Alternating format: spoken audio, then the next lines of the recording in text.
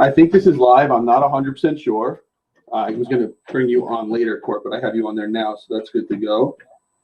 Let me check my page to see if I'm actually live. Yeah, it looks like I see your pretty face, and I see the Jordan here.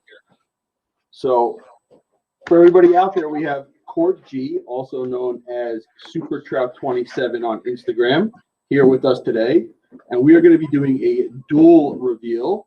First, we're going to do Express 2021.12, and then we're going to do this tiny little order that Court gave us for Express that, I mean, you all know that I don't know anything about soccer, and Court is the exact opposite. So, Court, thank you for coming on today. My pleasure. Thanks for having me. And I hope you could teach me a little bit about soccer, because I'd like to know a little bit more, because what it looks like is everybody's making a lot of money and I'm not making any. Yeah. So you guys know, oh, good. We see Facebook messages and YouTube messages popping up. So if you want to follow Court, by the way, this is Court's information. Check him out on Instagram. I hope I got that right. Yep. We got that. And then I'm playing with this new stuff right now. So then that's all of our information. So if you're looking for our eBay listing, stuff like that, it's up there. You see Court, you see our name. I'm going to pull that off. It's very distracting. And let's get started on this PSA reveal. So Court, I know you know mostly about soccer and tennis and all those obscure things that I know nothing about. And I know more about baseball and basketball and football and, you know, those normal sports. So True. This is a Beam Team Jordan, PSA 6. One thing I'll say about Court is he knows how to pick out 9s and 10s better than almost anybody I know, right?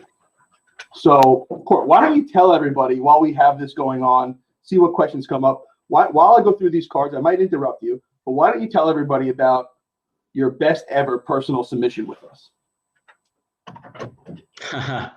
Well, in terms of grades, I know it was very tops heavy. I had cracked a couple hundred Topps factory sets from 2018 baseball, subbed a bunch of Glaber and Acuna, and there was some other stuff in there too, but it had definitely those in quantity, and I can't remember the exact number, but it was like, I don't know, what was it, 250 for 254 on 10s, I think? Listen, I think you're giving yourself a little bit too much credit. I think it was 238 out of 242. Ah, I knew I missed four. And one of them, to be fair, PSA like squeezed in the case and it came back a 5 because they damaged it. So I don't think we counted that one. So, Jameson said, Jameson of all people says, "Damn, lots of money here." So, hi pot, I'm kettle. Right. So, what do you know about '90s basketball? Anything? You know anything about these? To me, this seems right up your alley. I honestly don't know too much about basketball as much as some of my friends have been pushing me to buy into basketball. It just always felt so expensive to me, you know, to start now on big names like Jordan and Kobe and LeBron. I mean, it's just, you know, it's not a cheap entry point. Well, Jordan and Kobe, crazy, right? But LeBron has caught up this year, and even Duncan, 10 times what they used to be. These Shaq cards, so last year when we were in Chicago, so I guess it was March, Zach and I were in Chicago. And my dad was meeting Shaq for something, some event, some IT event. And he's like, "Oh, give me a Shaq card to get signed so I can meet him." And I was like, "Oh, take a top Shaq card. It's worth 30 cents, right? Like, who cares? It's a Shaq rookie card." And now they go for hundreds and hundreds and thousands of dollars, which is absolutely incredible. Yeah, I pay enough attention just to see how the market is trending. And what you mentioned about Duncan, I was aware of that. I remember when Beam Team blew up just recently, and there's like a members-only version, I guess, also. Yeah. So, I mean, I see some of it.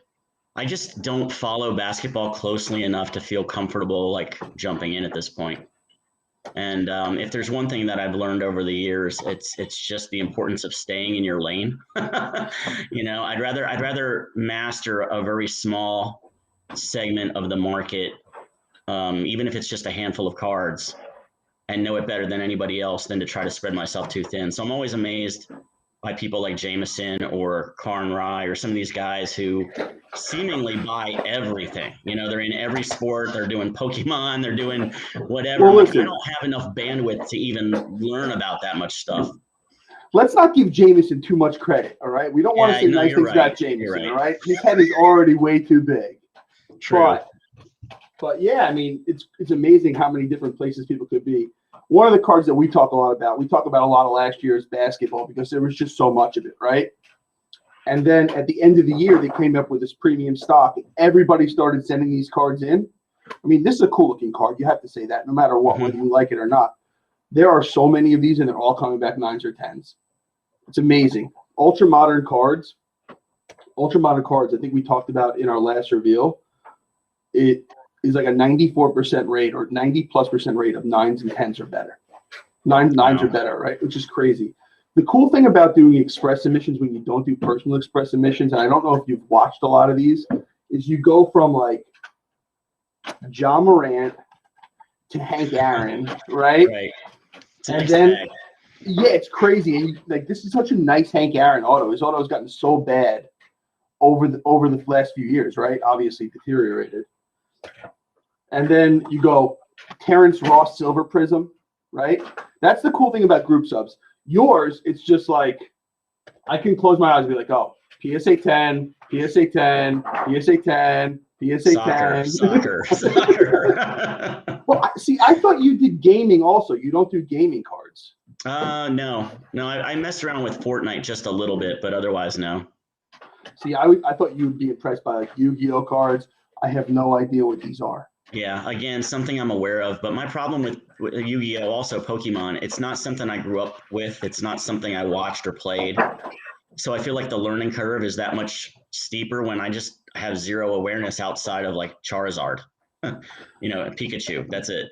So unfortunately, I know what a full art card is now. I know what a holo is, and a reverse holo, a shadowless. I actually know all of those cards. I know more about gaming cards than I ever intended on learning. So you get to learn as part of your job. So that's kind of nice. I mean, maybe you can, find a way to utilize it on a personal level. Yeah, instead of doing that, I just give away all the tips that I learned to people that watch like the YouTube channel and watch all those videos. Because one thing, and I think you can agree with this, one thing that I always tell people is collect what you enjoy, right? Collect what you enjoy, and don't try to, if you try to start buying something you don't know or you don't like, if the market goes down, you're going to just stress sell it, right? Like you're just going to get out of it right away. Yeah, so, I mean, I find personally that I often have a much harder time parting with things because I get attached to them, but I wouldn't get attached to them if I didn't enjoy them, So like if it was just a monetary pursuit and I could just be strictly dealer mode all the time, man, that'd probably be healthier for me, honestly. Yeah, but I mean, I wouldn't hoard as much. Yeah, but it's easy for you. If you only want to keep one or two, just sell the other 45 PSA 10s you get, and you're okay. But 45 is better than 44. I guess. Jokic, this guy is absolutely on fire. All of his stuff is up. I saw a picture of him from when he was a kid, and he was like a short, fat. He looks a little bit like you. Oh, maybe I should play basketball. Maybe you should. I mean, you might make more money selling freaking soccer cards. Who knows? Yeah. But Jokic, absolutely on fire. I don't get why people grade these super, super thick cards. You can see all the edge damage and everything going into it. People don't really look the cards over sometimes. Or they're just doing it to get it slabbed. What's up, Vahe? It's also just an assumption that they're not going to grade that well. So to me, the grade on a super thick card is a little bit less important because they're, Sure. I mean, unless you get like a miracle gem, I mean, most of them are going to be like 7s and 8s. Jameson would know better, but I think there's like 2 Zion NT Gem PSA 10s. I mean, we have a huge card coming up next. Does he have both of them? Probably, right? Oh, that's nice. This is a sick card. You don't see a lot of these in any holder anymore, and you definitely don't see 9s and 10s. And if you look at this, it's actually really sharp. Like, there's no whiting on the yellow corner, and it's a really bold auto. Yeah, that's what's going to kill you right there. Black corner right there. You can see that white. and then another huge Mahomes card. So 2 huge Mahomes cards. Is the one on the left better because it's the foil? No, the Contenders is a better card. This is a much better card. Oh, It's a okay. really, really, really hard grade. Contenders paper stock is just really terrible. It's sort of a Chrome is a lot easier to grade in general. Conor McGregor, his stuff's going up also. It's amazing how many different sports are trending up. Everything, Okay. right? UFC and even all of the Sports Illustrated for kids, Michael Phelps, Tony Hawk, Mia Hamm. I mean, you name it. What's next, right? I mean, to me, I can't believe, and we'll go through a lot of this when we do your submission because it's going to be a lot of fun to go through all the cards. And I could just flip through them, and by the time we get to the end of one lot, we'll finish the conversation about that player, right? Got a minute to flip through 15, 20 cards. So this is a sick card. I'm a Duncan collector. This is number to 25. I like the tie-dye a lot. I know it's not as popular as zebra, but I like tie-dye. So the thing about tie-dye, which is confusing to me, is that they have tie-dye for like all the different levels, right? So this is the regular concourse or whatever it is, and then there's like field level and whatever. Mm-hmm. They're all numbered out of 25, but when somebody has the short print one also, they think that that's worth more because it's more rare, but it's still numbered to 25. It's like all the Sapphire Soccer where they did like a photo variation and they have the same exact parallels. Why would one be worth more than the other when they're all numbered the same? Exactly. What bothers me, this is a pet peeve of mine, I can't figure out why Topps can't be uniform in their numbering. Like, why is red sometimes 5, sometimes 10, sometimes 25? Like, pick a number and stick with it. Look at this one. Basketball. All the basketball guys are going to love this card. There's not a lot of these out there. Tough grade. But I agree with you. So I started doing this in 2013 full time. And I was big into baseball. Big into baseball. And Bowman Chrome autos were numbered to 10. The purple auto was numbered to 10. Mm-hmm. And now it's of 250. Right. So it's like it devalues the older ones also. Like we were saying before, premium stock, PSA 10. These are cool. 2 Kevin Durant glossy rookies. The guy that hit these told me he thought they were 8s. So I guess he was a little tough on those. So you do tennis and soccer. What other sports do you do, Court? Well, I started with trout, which is, I guess, why, my Instagram name is SuperTrout27. I went all the way in on trout. And, I mean, for me, collecting has always been, the challenge.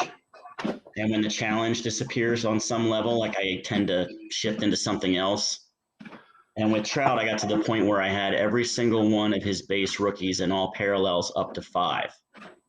So basically anything that wasn't a 1 of 1 from 2011, I had. And when I finished that, I sort of just didn't really know where to go from there. So that's when I started to transition into soccer and tennis. So what made you pick tennis? That was that order, that bulk order that came back that had what, like 20 Federer gems. We're gonna get to soccer. We have a full order, personal order for Court that's behind this that we're gonna get to. I wanted to show this express order. I actually wanted to show this express order because I actually have cards in it. We haven't gotten to those yet, but wanted to do that, and people like seeing it. And then I figured I'd bring Court on to shoot the shit while we went through all this. And then we get to soccer. And if you stick around, you get the joy of going through the soccer cards and me learning something. So back to the question, what made you think of tennis? Tennis was actually my first love growing up. I lived in Connecticut and we would go to the US Open every single year. I played tennis. So I have a lot of familiarity with it. I still watch all the Grand Slams, can't get enough of it. And, this summer when I started to see soccer blow up, I was just looking around, being curious. And Serena, Federer, and Nadal, their cards were just so cheap. I just didn't make any sense. I mean, there was basically no market for tennis. Well, so you were sending those bulk cards in, right? The Federers and stuff like that in what, June and July? What were you picking those up for raw, if you don't mind sharing that? $20 to $30 a piece. What are they now raw? Now raw, they can go as high as 1,000, but and they've backed off a little bit, like a lot of the market has. But the best I did on one of those Serenas that I bought for $20, a PSA 10, I sold it for $10,000. I feel like that'll play. feel like people are okay with that kind of margin. Yeah. And I mean, I bought that. I probably had over 100 raw of that card, and so I still have so many out to be graded because I mean I had them in bulk subs back when they were worth nothing, and now I might see them next year. You know. Yeah, but in reality, them taking the longer they take to come back, the more they're going to be worth. And no matter what, it's a home run. No matter what, well, it's whether you get 7,000, 6,000, 5,000. I mean, based on $20 plus what, like 75 or $80 for grading after you get upcharged, Right. is like, who cares, right? Like, yeah, and you're right. I mean, in a bull market like this, you can definitely benefit from not getting your cards back as soon as you might think you would want them. You know, like they appreciate and value while you're getting frustrated, and then you didn't sell them too soon anymore. And then you get upcharged $75 and you complain. When people complain, you don't, right? Some people like complain beyond belief, and I'm just like, you know what? Fine. If you want to complain, I'll make it easy for you. I'll give you your declared value plus the upcharge amount, and I'll keep the card. Yeah, that sounds like a great offer, actually. I think my only bone of contention is this. I really think that if PSA is going to take a year to grade something, then the value that's assessed for the upcharge should be the value it was when they received it. Yeah, I hear that a lot, and I definitely agree with it. I also see their point of view where they look at it as like it's insurance for them, protecting themselves if something goes wrong. But I totally agree with you. I don't understand why they do that. But on the flip side, if it goes down in value, you won't get upcharged if it was much more expensive when you sent it in. Okay, but I think we're all optimistic that our stuff's going up and not down. I wasn't paying for the safety net from PSA. I'm a New Yorker. I'm a pessimist. It's not my fault. I was born that way. Do you root for the Jets? So the thing is, I am an enormous Arizona State fan.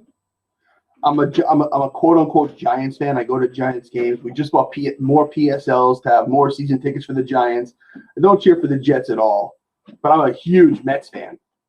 So okay. I have to be. Like, there's no way I can't be a pessimist. So now we're finally at my cards. I bought a collection from somebody. I wanted 8s and 9s on these, so I was really happy when I got all these grades. Iverson rookie refractor, PSA 8 with the peel. Iverson's been taken off lately, hasn't he? All of it has, man. This is an Iverson 9. This actually had the peel, and I peeled it off because it looked like I saw a little black on it from like the peel. And I'm like, oh, that looks bad. So I peeled it off, and this one got a 9.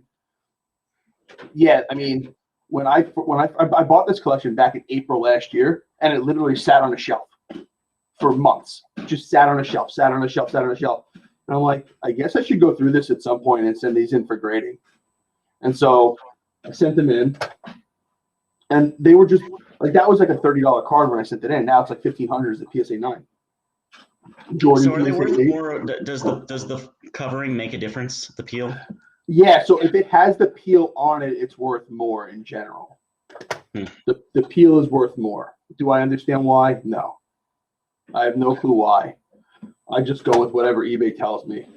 Then we had some Kobe rookies in there. These were the best conditioned cards in this entire collection, by the way. All 7s, 8s, and 9s. Mm-hmm. But you can't go wrong with Kobe 7s, 8s, and 9s and rookies. Yeah, it seems like there's a lot of trickle down on the GOATs as far as grading is concerned nowadays. And I mean, some of it's just that maybe a lot of that stuff wasn't in good condition to begin with. But I mean, you see that a lot with Tom Brady. Like there's so few 10s in general that the 9s and 8s command some serious money as well. It's crazy. That's like the biggest thing with PSA is that it used to be that you needed to get a 10 to make money. Right? And now, if you get a 9 on most cards, no matter what level you sent it in at, you're making money. And a big part of that is like these markets went up 10, 15, 20 times, and PSA grading just doubled. Right? So like the 9s went up so much, but nothing else really followed suit. So that was Express 12. I wanted to show the cards. This is what we're really all here for. This is going to be an entire express order from court. Let's get this a little bit better focused. There we go. Refocus one more time. So first of all, how do you pronounce his name? Erling Haaland. Holland, like Holand. Right. And what did you go on these? I mean, I don't have the printout here. So on a percentage scale, what did you go on this card? On that particular card, I went all 10s. So what, like 25 for 25? I think there were less, maybe 10 or 15, something like that. And is he one of the best young players? He looks German to me. I could be wrong. He is one of the top two in terms of the next generation. Mbappe, I would put ahead of him. Kylian Mbappe. He's always been my number one. Haaland has just been a goal-scoring machine. He's unstoppable. But the league that he plays in isn't really the most competitive. So the real question is, you know, how will he perform once he transfers to a bigger club with better competition? But I mean, so far, you know, he looks incredible and he's priced accordingly. Like I can't get over how expensive his stuff is right now. So how much? First of all, Mike, I'm wearing a blue shirt today. I'm not wearing pink. I only wear pink for your shows. I will not. That's just a special gift that I give to you. So this card raw and as a PSA 10. What's the price? Raw, I believe it's in the $200 range right now, and as a PSA 10, it's $2,000. So $200 for those, plus grading, and you went 5 for 5, $2,000. That's not bad. I actually just ripped like a dozen cases, and this is all stuff that I pulled. That's how many cases did you rip? I think about 10 or 12. And what do cases run of this stuff now? Well, now they're up to like 24,000. Jesus. But I think pre-ordered them, so I was into them for very little, relatively speaking. They came out at like $8,000, right? I remember. I feel like they were $8,000 when they came out. Pretty shortly after release, they were in that price range. I pre-ordered them, so I think I was paying maybe 3,000 or 4,000 a case, something like that. And Fati, how does he compare with Haaland and with Mbappe? Is he a little bit below them because you said Haaland was number Fati, 2? when this product came out, Fati and Haaland were on the same level. And Fati is super young. He's like 18 years old, incredibly talented. But he had a knee injury, and he's not playing right now. So talent-wise, you know, he has every bit as much potential. He's actually younger, but his prices have dipped while he's been on the sidelines. But I was a bigger Fati guy than a Haaland guy going in. So sort of comparing this to baseball, he's like your Jason Dominguez type prospect. He's supposed to be the hype, the biggest thing that's coming, but he got hurt, so we don't know what's going to happen next, right? Exactly, right. But he's on a great club. He plays with Messi. You know, he's the heir apparent to Messi. So, and he plays for Spain nationally. So, so he's Spain, like the Aaron Rodgers. He's like the Aaron Rodgers to Brett Favre. Right. Right. That's crazy. And now your wheelhouse is coming up, Court. This is your complete wheelhouse. Ah, there we go. You know what? PSA has gotten a lot harder on grading these. Well, I will tell you, a single one of these didn't gem. You know, I can tell what a 10 looks like. I thought they were all gem. They didn't give me a single gem this time. I don't know what's going on over there. I will tell you that I could see the top 2 corners are showing a little bit of white on that one. Okay, maybe I was drinking when I graded these. like you're doing right now, attaboy. No, actually, this is a Bud Zero. It's a work day. I'm drinking nothing. Fooling myself. I drink water when I'm here. Water and coffee. Yeah, you said that you didn't get any 10s this time, but the bulk order that you had these in, you went like 12 for 12 or 10 for 12 or something like that on them, right?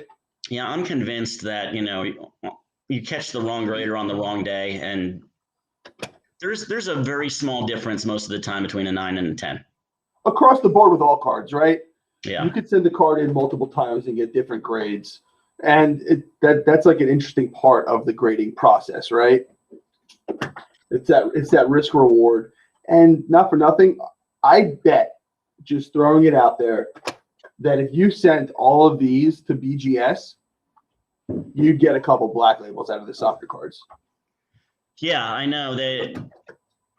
I'm always sort of playing with what the difference is between PSA and BGS, and I used to you know, if I wasn't confident in it getting a 10, I would send it to BGS hoping for a 9.5, you know, trying to split the difference there. But what's amazing to me is how much PSA 9s have started to catch up with 9.5s in terms of value. And so now it's not really like, I'd rather take the 20% shot at a 10 and knowing that the 9 will just about sell the same as a 9.5 anyway.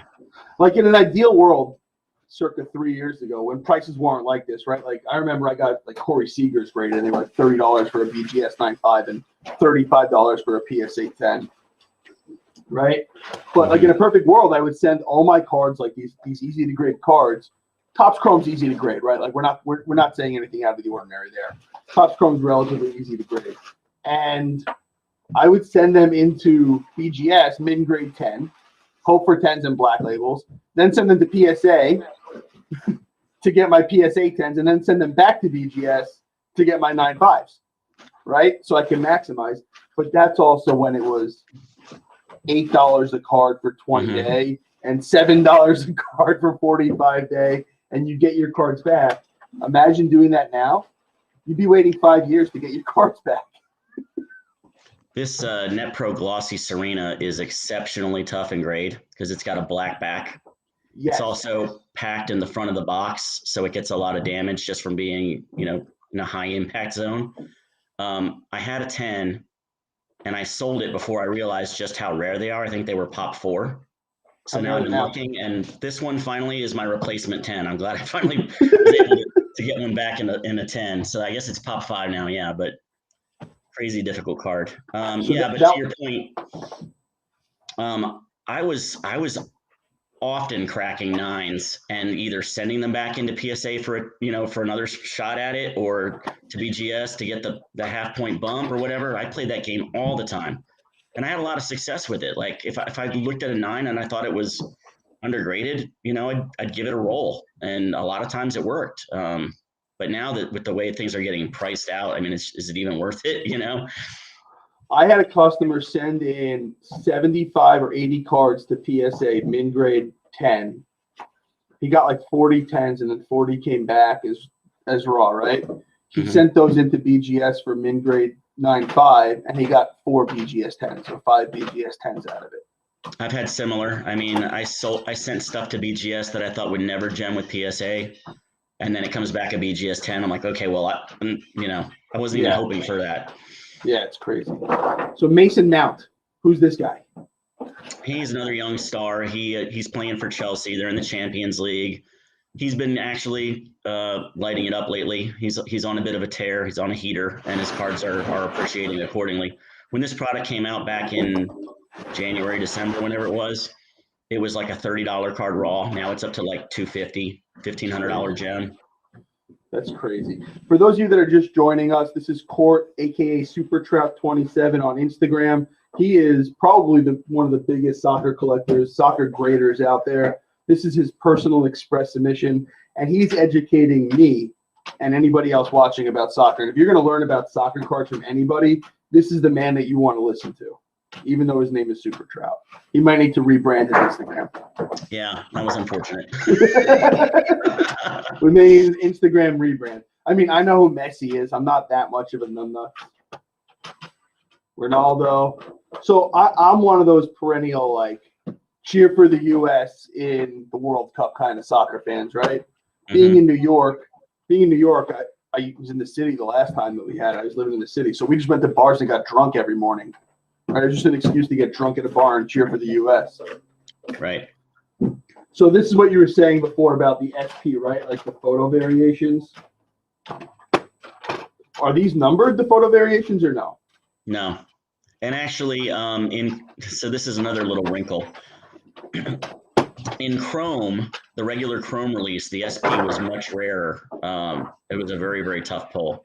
In Sapphire, because of the way it was repackaged, they were basically 1 per box, and there's only 5 of them. So I don't even think it's necessarily rarer than the base, honestly. If there's only 5 guys and it's 1 per box, I mean, these boxes have to be crazy expensive also at this point, right? Yeah, they're over 2,000 last I checked. Soccer cards, man. And so we bought a bunch of Messi and stuff like that, Topps Chrome, PSA 10s when it first started getting hot. all that stuff's going back up, right? Like it dipped hard. Like there's so much. It dropped super, super, super fast. Is it back to where it was? I think it's actually higher now. It definitely it bottomed out around August last year. And I think that was partially just market saturation from stuff that was coming back from grading. You know, like when soccer really started to take off, the pops were so low because up until then there was no reason to grade any of this stuff. And then everybody's throwing everything that they can out the window straight to PSA and BGS, and it starts popping. And cards that were, you know, pop 10 are now pop 100. I mean, it's gonna, you know, it took a little while for the market to absorb all of that. We're seeing the same thing now with like the Marvel cards and even the basketball stuff. That's why we're seeing that dip right now in a lot of those cards because they're starting to come back. I made a post today on Instagram. We have 67 of our orders currently in either QA1 or QA2. So that means in the next 2 weeks, those 67 plus others will probably all be completed and back in our hands and back to customers. And we do like 200 cards in order. So that's another 15,000 cards going back to customers, right? And we're not the only one. Yeah, right before the price hike, I mean, I was paying up for Express on like the sub, for example, right? Paying up to do bulk Express just so I could be first to market with some of the stuff that I knew wasn't, you know, legitimately rare, but it sells for a premium if you can be first to market with it. Are you sending anything right now? Are you taking advantage of the Super Express?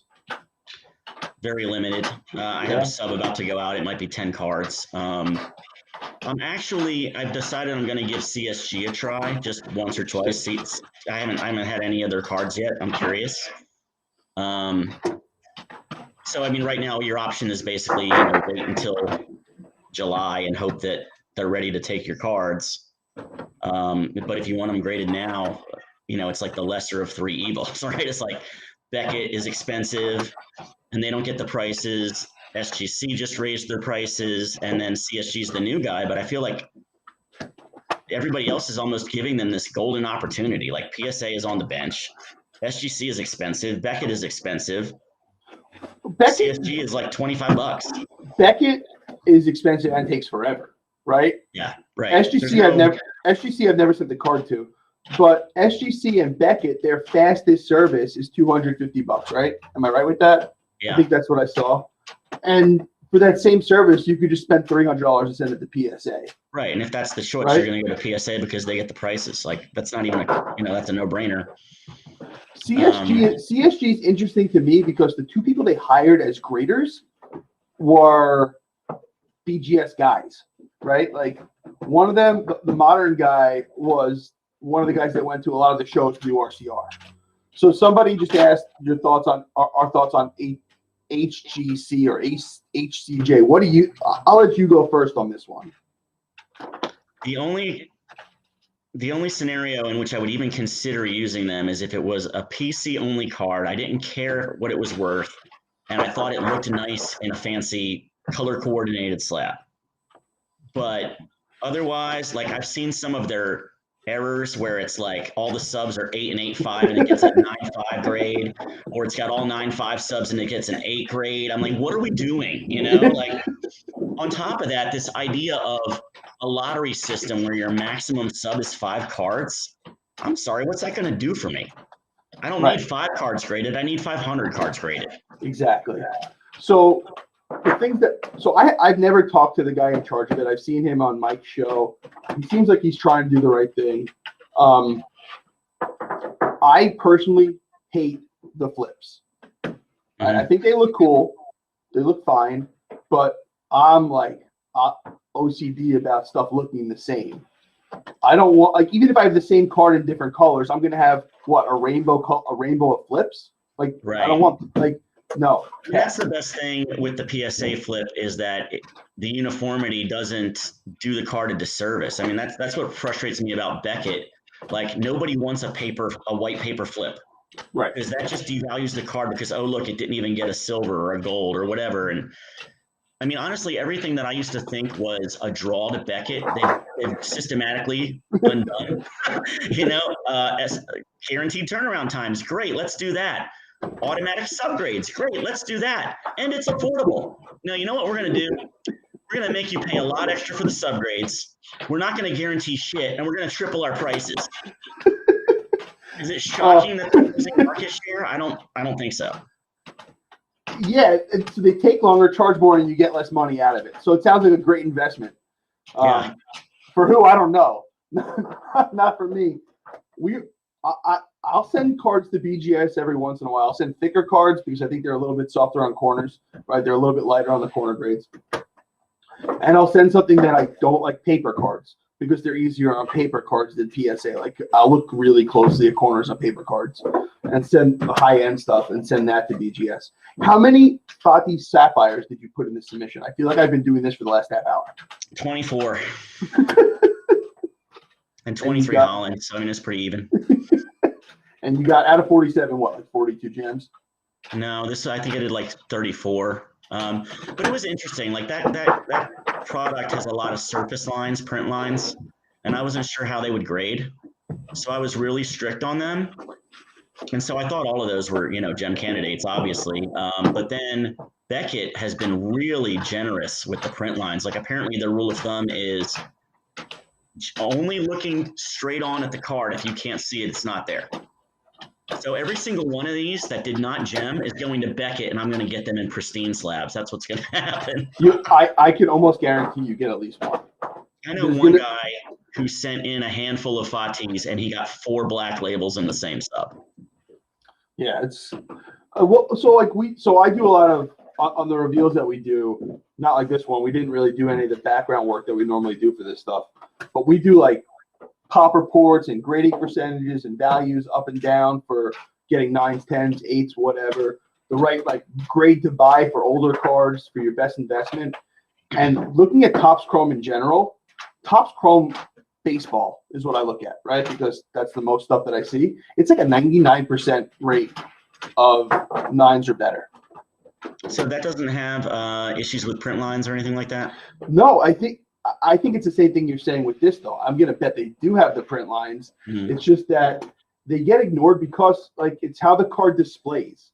And unless you're a personal pet peeve of mine is when a card gets crushed on a grade because of the back corners. Like, in your house, when you display your PC, how many of your cards are facing like this? Yeah, exactly. The card's an 8.5. Like, I had a Dominic Smith Superfractor once that was 10, 10, 10, 8.5. 8.5 was corners because the 2 back corners were showing white. That's exactly the issue with that Net Pro Glossy Serena. It's like Durant, right? You're going to have on that card is on the back. It's exactly like Durant, right? The Durant Topps Chrome, Topps rookies, those darker corners, those darker borders are just a lot harder to grade because when it's white, you don't see that tiny deficiency. And when it's black or orange or dark blue, it is getting boring looking at PSA 10s, man. If you guys hate looking at PSA 10s, never watch one of Court's reveals. Never watch them because all you see is PSA 10s. So now, finally, we get past something else. Oh, this is such a horrible grade on this next one. Oh man, but it's such a cool card. Tell everybody about this card. I have no idea what this is. I don't know who it is. This is the Americana set. So the interesting thing about vintage soccer, especially, and the stuff that's out of Brazil, they had all these sticker albums, and you would collect the stickers, paste them into the albums, and if you could complete the album, you could win, a bicycle or whatever. But there would always be that one sticker that was basically never printed. It's like the McDonald's game, right? The McDonald's game where they print one boardwalk. Yeah, it's like Boardwalk or whatever. So, so this set, it's just one of the rarer issues from 1958, which was Pele's rookie year. And so I bought a lot of them, and Garincha was in it. And he was the second best player on the team, essentially, in the 1958 World Cup team. But the deal with these is that, first of all, the pop overall is so low, right? And on top of that, because a lot of them were removed from albums, finding them without a damaged back, 50% of them have peeled backs or whatever. Yeah. So the Pele from this set, there's only 7 graded examples by PSA, only 3 of which are graded higher than a 1. That's crazy. So That's I mean, I awesome. just think like if vintage soccer takes off, the supply is not there, you know? So, I mean, I mean, it's not going to take much to move the needle when there's only 7 graded examples of anything. if vintage soccer takes off, I mean, here's your next one, which we are getting on consignment from what I'm told. So that's going to be cool. That's going to be, we're working on a super high end auction that's going to run from April 19th to April 29th. And this is going to be one of the cards that we're going to highlight in that auction. It's a very cool Pele card. Yeah, I love this one because it's actually full size. It's an in-action color photo. I mean, it's just a really cool looking card. And is this the same kind of condition issues as the stickers or not as much? No, not as much. A lot of these actually, interestingly enough, the main issue might be like writing on it because a lot of people would put their initials on them for whatever reason. But yeah, this was more of a traditional trading card, not a sticker. Got it.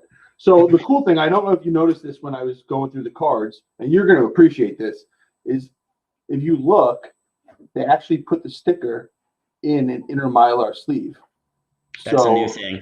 that's new because we've had stickers come back like this, not these, but like more modern ones that slide underneath or slide into the thing and kill the corners. So PSA's actually improved the slab on this. I didn't notice it. I was just looking at it when you were talking, and you can see that it's in an inner mylar sleeve, which is going to be really good to those are actually much nicer. I preserve wish the I could card. get them straight, but but it is an improvement. And actually, for a little while there, they weren't accepting stickers while they were transitioning to these. So, well, listen, beggars can't be choosers. You got your card slabbed and it's protected. Now, straight, total another story. So now we move from like we talk a lot about commodity cards, right? Like those Fatis and those Hollands, those are all commodity cards. There's tons of them out there. It's easy to trade them. You know what the value is. They sell almost every day.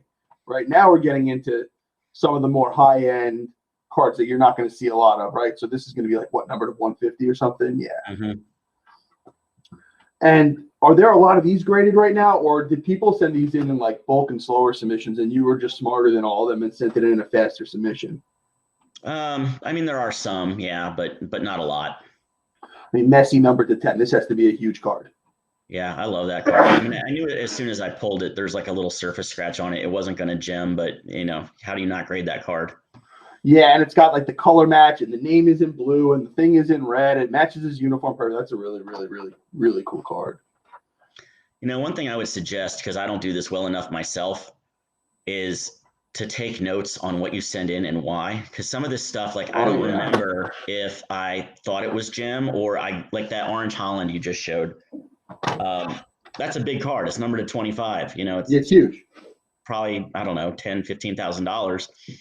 I wish I knew if I actually thought it was gem and maybe I should consider cracking it, or if I sent it in just because it was rare and had to be graded either way, you know?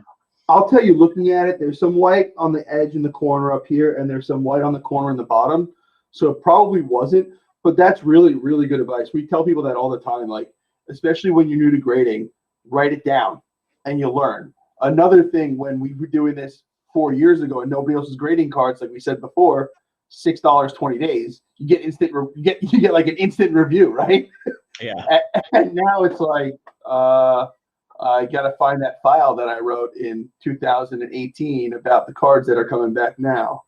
Yeah, and as I think we've discussed before, I mean, grading is absolutely a skill set. You know, it's an acquired a talent. That's something that you have to focus on and put the effort into learning, you know, and treat it as such, you know? Yeah, I mean, it's very easy to pick up a card and say, oh, this ultra modern card is going to be a 9, right? If 9s are your goals, I think that's easy, right? If there's nothing glaring, like you don't see a bent corner, you're probably going to get a 9 on an ultra modern card, right? But to know the difference between a 10 and a 9 on those lower value cards is what's really important if you want to be good at this. And also, you know, which grading company has certain biases. Correct. You know, I mean, PSA is easier on centering, Beckett's easier on corners, that sort of thing. Yeah, and surface Beckett's easier on than PSA. Surface and corners are your two main issues at PSA. That's why if you look at like acetate cards and stuff like that, there's a lot fewer PSA 10s than BGS 95s because they damage so easily, but the damage gets ignored. Now, these are huge cards, right? Like this green is a huge card. Yeah, the orange, which is numbered out of 50, just sold for 50,000. I mean, this is numbered at a 75, so it's probably maybe 30. I don't know. maybe 20. I'll Yeah, give you somewhere 5. Orange. You had Now 2 this one, I oranges, want right? to know what's wrong with it. How did it get an 8? This I might have corner. just rated it because it was numbered out of 50. Yeah, probably, Again, I right? didn't take notes very well. Yeah, like, so this is a good camera, so I could probably get a good visual on that. You can see the corner now, right? You can see the white in that corner right there. Yeah, and that one I still might send to Beckett because they might give it a 10. Yeah, you as long as you get a 9.5 corners, you're surviving, right? Like, It'll be all better than an 8, so that's good. And these 2 purples, I knew, like, both of them have surface issues. As soon as I pulled them, I knew they weren't gem. I'm actually honestly surprised they got 9s, but So it's numbered out of 25. So, I mean, it's such a huge card. You have to grade it. did you buy any of these aftermarket, or were these all pack pulled cards from you? All pack pulled. And when you went through it, like for the Hollands that you sent in 23 or 24, and the Fatis that you sent in 23 or 24, how many did you not send in? I probably sent in about half. So I'd say I probably had maybe close to 50 of each. And the rest either went to Beckett or sold raw? Yeah, correct. So you have 98 Oh, that's cool. 99 out of 99. well, you have 98 and 99. Yeah, that was weird. You know, what was really weird about Sapphire was they were running that way. No, actually, it was Chrome that was running that way, where the same numbers kept popping up in every box. Very strange. So we have a lot of soccer cards here, man. I've never gone through your orders, right? Like I usually just pack them up and send them back to you. This is more soccer cards than I ever think I've gone through in my life. You're welcome. So for those, is probably the most fun product I've ever ripped this year. It was just it was loaded product. It just, I mean, it had Holland, it had Fati, it had Messi, it had Ronaldo, it has Mbappe. It's only a 100 card set. You're getting 2 colors per box. It was just so much fun to rip. So was it available on the Topps website only? How did they sell it? I literally don't pay any attention to soccer, so you need to tell us. It went to Montgomery Club, 2 boxes per customer. Got it. And then I think some was sold through Topps in Europe, but not much. And it was anticipated that they would drop on the Topps website the very next day, but it just never happened. It was sold out. So really, oh, that's a nice card. 5, yeah, 1 of 5. 5. So really, it was all just Montgomery Club and then direct to eBay. I mean, what was I paying? I think the day after it was released, it released at $80, and then it went to $250 on eBay. Like immediately. $80 a box, and you're guaranteed all 5 of the big guys plus 2 colors. No, you're not guaranteed all. No, it wasn't a 100 card set. It was okay. 8 4-card packs. So you got 32 cards. You had a 40 or 50% chance of basically getting any individual player. Okay, so you get 2 of those guys, and it pays the $80 no matter what. You get a color of them. Yeah, I mean, Holland and Fati, as soon as you got one of those in a box, the box was free. Yeah. And then you start grading it, and you were smart enough to grade it at a fast pace, so you'll get the most money out of any of these cards, out of anybody. So, and they've actually just gone up since, I mean, even, you know, in the 8 weeks that we've been waiting for this to come back, they've just gone up. I mean, it's so many soccer cards. So for you guys out there that are on YouTube, what we do is we do reveals of a lot of our orders that come back. And we had this huge Soccer Express order come back from Court, who's a good friend of mine, and decided to do that also and do a live reveal. We're going to do these live reveals every Friday. We want you guys to ask some questions, talk about it. Probably should have said that a little bit more during the thing, but instead me and Court were just rambling on. I don't have my button here, but hit that subscribe button and click the little bell to get alerts so you know whenever we do these. I think we're coming up to like 1 of 1s now, right? You have a bunch of 1 of 1s in this order. So I wanted to say that before we got to the 1 of 1s. And this is a huge card, right? These downtown kind of cards. Love that card. That whole set's just gorgeous. Yeah, it's like the downtown in football and basketball. It's great artwork, and it's got the refractor kind of view on it also, right? Yeah, I kind of view it along the same lines as like Kaboom, where it's just such a popular, you know, the issue that it was, you know, included in. Yeah, it's like the Panini one in one basketball cards, like the base cards that were in there. So, Right. So is this guy a good player, or just a 1-on-1 and you wanted to get it slabbed? Just a 1-on-1. Okay, never heard of him. Yeah, me neither. So that 1-on-1, Belgium. What's funny is Zach and I bought a collection from somebody, from our good friend Nick Yanatello, and he had a ton of this, like Select Soccer and whatever 2016 Prism Soccer. We literally threw the boxes out. Well, it was like 2016. They were worth nothing. We're like, we're going to use it as filler. Now let's just throw it out. It's not even worth carrying around. So silly. You know, it's such a double-edged sword because, you know, I have that storage closet that's filled with all the stuff that might one day be worth something, right? But you hate having it. It's like, I don't want all this stuff, but you also don't want to throw it out because that might happen. No, I'd rather keep the 1980 Donruss baseball that I'll never touch. One of these days. Please, one day. So the market for Tim Raines is coming back hard. It's going to happen. Another one. Yeah, that one's numbered to 25. I was going to say the Mojo's 25, right? Yeah. One of 25 also. Look at that. If you didn't know it already. I've heard of him. He was on the German World Cup team, right? Yep. Yeah, he's having a bit of a rough go right now. Not doing so well, but we'll see. He was one of their best players in the World Cup that year, though. Mm-hmm. I'm right? Like, I know that. I wasn't too drunk. And then, of course, we have to end on a 1-on-1. So that's not a good-looking human being.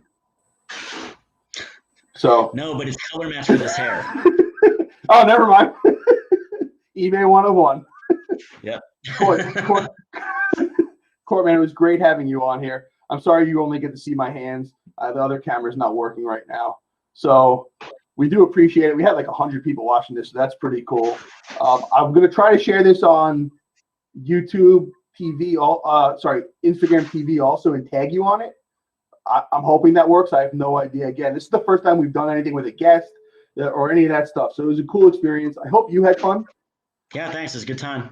Thanks for having me. It's always good talking to you. Oh, Oren says hello also. So, guys, thanks for checking it out. We will be back on next Friday with another reveal and maybe another guest. So, right. have a good one. Weekend, everybody.